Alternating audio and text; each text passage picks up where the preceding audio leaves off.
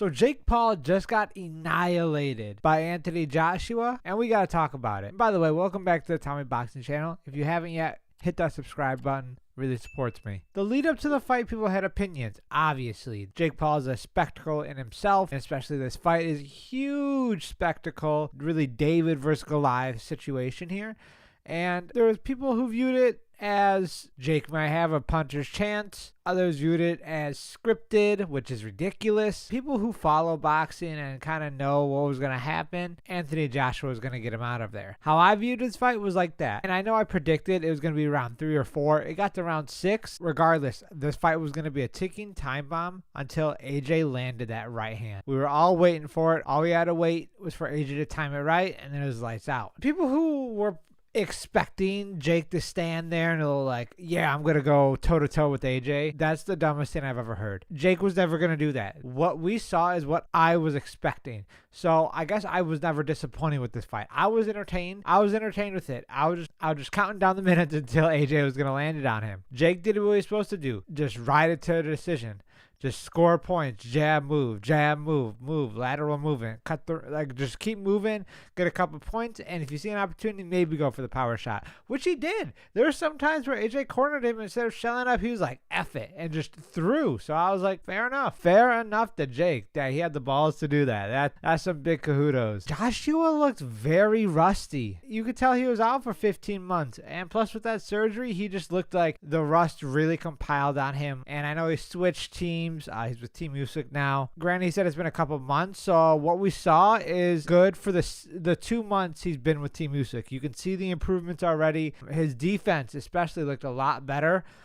He did get caught a couple times. It didn't hurt him, but that's still of note to take. I'm not sure if you guys noticed, but AJ had like a tick. You'd see him go like this. In his last few fights, he hasn't done that a lot. He hasn't like reminded him, hey, where are my hands at? Where are my hands at? He started doing that in this fight, and I like that a lot. That was a big takeaway for me. I'm really glad. And his defense never got loose. Jake did land a clean 2 on him and was super close with an uppercut, but the 50-plus pound weight difference in the ring, we knew he wasn't going to hurt AJ with it. You just had to. You were hoping like, oh, maybe it's like a big spectacle. Then we saw it happen.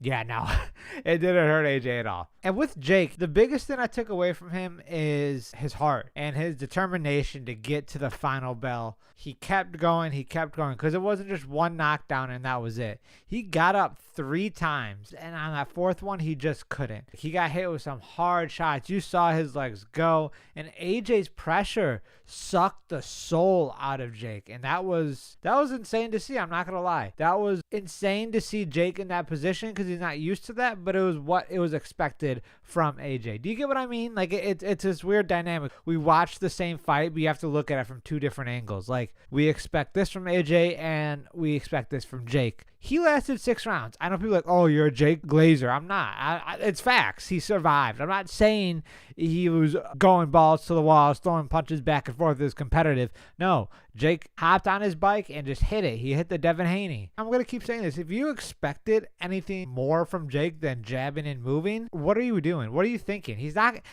Who would go toe-to-toe with him? He was there to get the decision, get the name on his card, and maybe get a decision win. Once AJ started landing clean shots on Jake, that's when the tide turned, and Jake was tired. He was breathing heavy, trying his hardest, but he just could not breathe.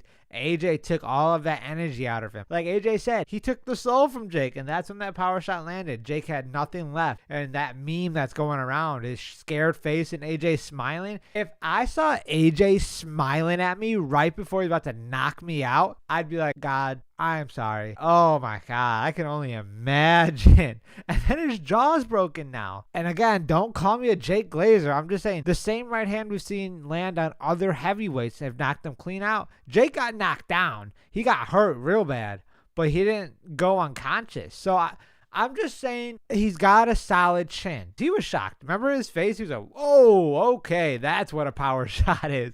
Because he's never been touched like that in his life. Pause. That jaw is jacked up. It looks like his jaw was written in cursive. It looks like a ride from Six Flags. That thing is a roller coaster in his mouth. It's fixed now. I believe I heard it was like a 6 to 8 week recovery or 4 to 6 weeks or something like that. But it's a couple months out.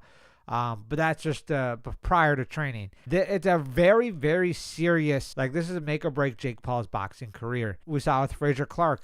He got his chin annihilated by Fabio Wardley, and we saw him fight again, then he lost. Coming back from that type of injury, it's very hard. It can be a career-ending injury. We'll have to see. We'll see what the future holds, but again, I don't know what's next for Jake. Jake still has a lot to improve on in general. Good base, but, keep improving on it. I know he said he's going back down to cruiserweight, which is a smart idea. I think maybe because Badou Jack just lost, maybe we see a fight now with him and Badou. I could see that fight happening. Possibly they're both on a loss. Why not? Whether you like it or not, I can see a Canelo or a Crawford fight happening. Crawford did just retire. I don't know if it actually was 100% confirmed that fight was happening, but we knew they were in negotiations. Again, I don't know if Canelo was serious about it, if he was actually going to fight Jake, or if he was using Jake's name to kind of use as a countering tool with Turki Al-Sheikh in the Ring magazine when he was making his deal. I'm not 100% sure. I can see that Canelo only has 2 fights left. I wouldn't see why not. I would love to see the Tommy Fury rematch. I don't know why we don't have it. I know why we don't have it. Tommy is overpricing himself because he had 2 big fights and then fought some trash can in an audience of like 15. So he's like, oh, I'm a big name. No, you're only a big name when you have the good dance partner. If it's not KSI, if it's not Jake, no one cares about Tommy Fury.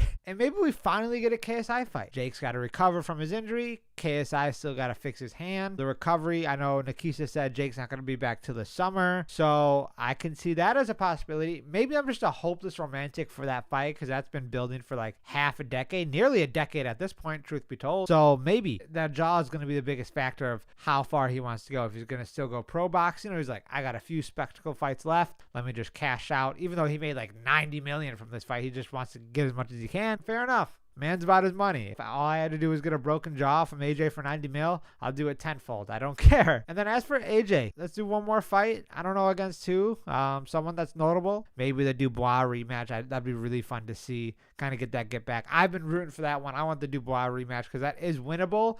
AJ just had probably the worst performance in recent years against Dubois. Everything he learned, he just forgot about it and wanted to fight like an absolute maniac. Again, he's training with Team Usyk. Usyk beat him twice already. Why not, take all that knowledge and use it for you so you get back in the rematch? And then obviously we have the Tyson Fury call out he did, and what an absolute call out that was. Pure fire. That's what boxers need to do. He said, get off your phone. Ain't no Twitter fingers. Let's hop in the ring. Let's see how much of a man you are. That's what I'm talking about, AJ. That's the type of call outs I need. I want that energy. I like that. I like that energy. That is what I want him coming in 2026. I want him to leave on a high note. I want his next 2 fights to be Dubois and then obviously end with Fury, and he takes the W. I'm going to root for him. I'm excited to see what's next. I hope you guys are too, because I think this is going to be I think 2026 is going to be even a bigger year than it was for 2025. I'm very, very excited. I hope you guys are too. Let me know in the comment section below what you thought about this fight. What's next for Jake and Joshua? Where is their career going? I'm not really too sure.